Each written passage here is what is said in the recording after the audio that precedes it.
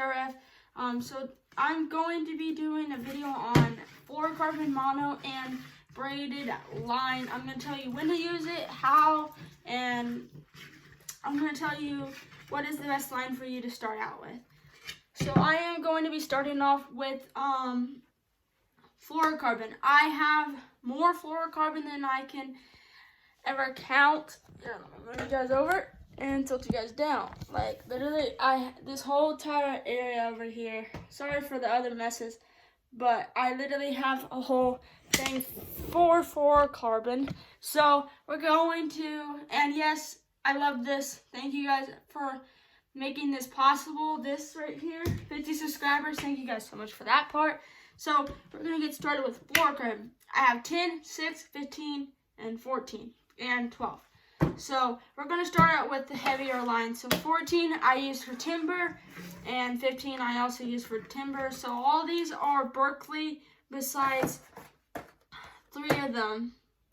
I don't know where the third one went, but 3 of them. So this one right here is the 15 pound. I know it's 15 pound because you guys can see how thick it is. And then 14 pound. And then my most one that we use all the time is 10 pound fluorocarbon. Yes, we do have them in these big rolls because we were lucky enough to get these handed down to us. So I'm very lucky for this. And then 6 pound, I rarely use this. I only use this for like leaders or backings. For like I use the mono for backing. I would use this if I needed to, if I had green line instead of white. So that is my fluorocarbon. Those are my two light ones. And then 12 pound fluorocarbon P line. I have 3. Oh, it's right here. Right here. I have P line 12 pound fluorocarbon. I just got done almost using this all. This one I am going to be using this year, fluorocarbon clear. I would recommend getting clear or green, not the blue, because it doesn't last and fish can see it. So 12 pound fluorocarbon P line. I have 3 of these. These two have not been touched. So that is the fluorocarbon. And then we have monofilament. Monofilament. Get you guys closer so you guys can see this. Oh, you guys don't need to see my bed. So monofilament is probably one of the things that you guys do want to start out with. Monofilament I started out with. Everybody that has a Zebco, I believe monofilament is in it.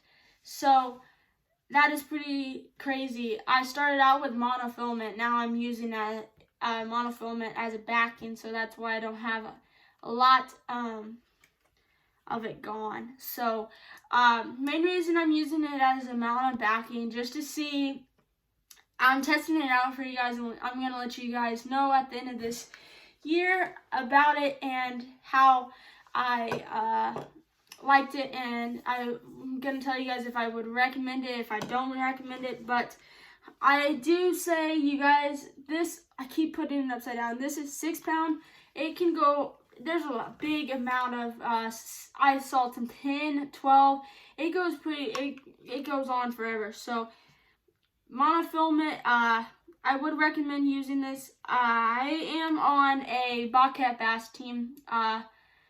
That is the team's name. And everybody on that team is brand new to fishing, and I bet you all of their reels have monofilament on them.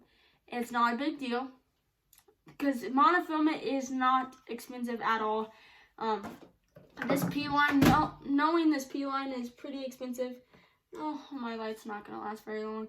But this was 11 bucks. This was 6 bucks, and this was probably 7, maybe 9 bucks. I'm not too sure, but this I would recommend starting out with.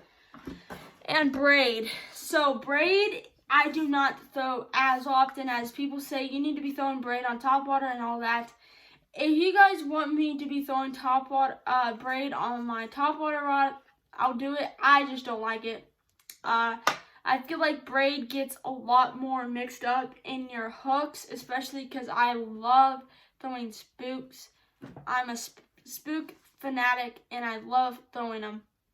So I don't use braid because of that one issue. The treble hooks will get stuck. So this is 10-pound spider wire braid, blue camo.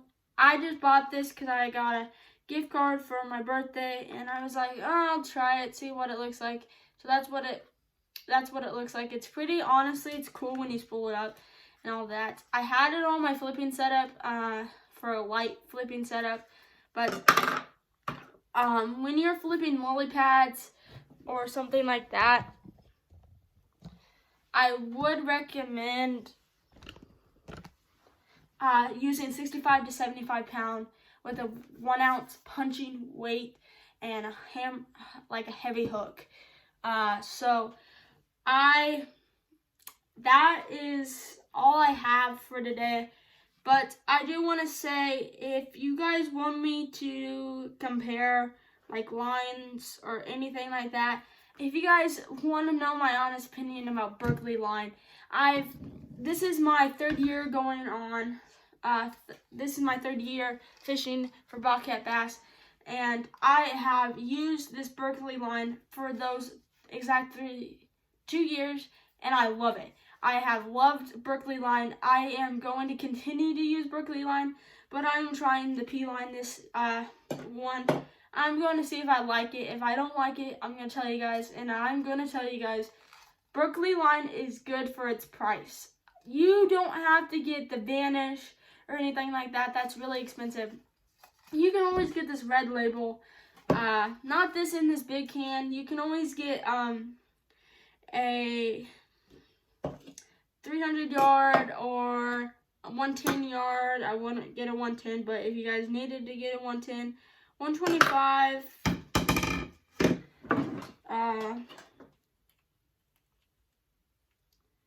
330 yard.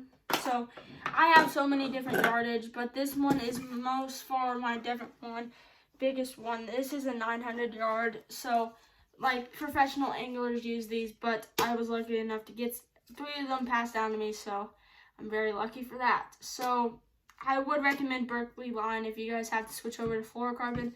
Try Berkley line if you guys don't like it. I love it. I live by fluorocarbon. I love it. And that is that. I hope you guys enjoy these videos coming up here shortly, but it snowed here where I live. Not too much, but the ponds are completely frozen over, so no pond videos just yet, but here in the next month, I will be doing a video at Table Rock. So I'll see you guys next time on CRF. I'll see you. Peace.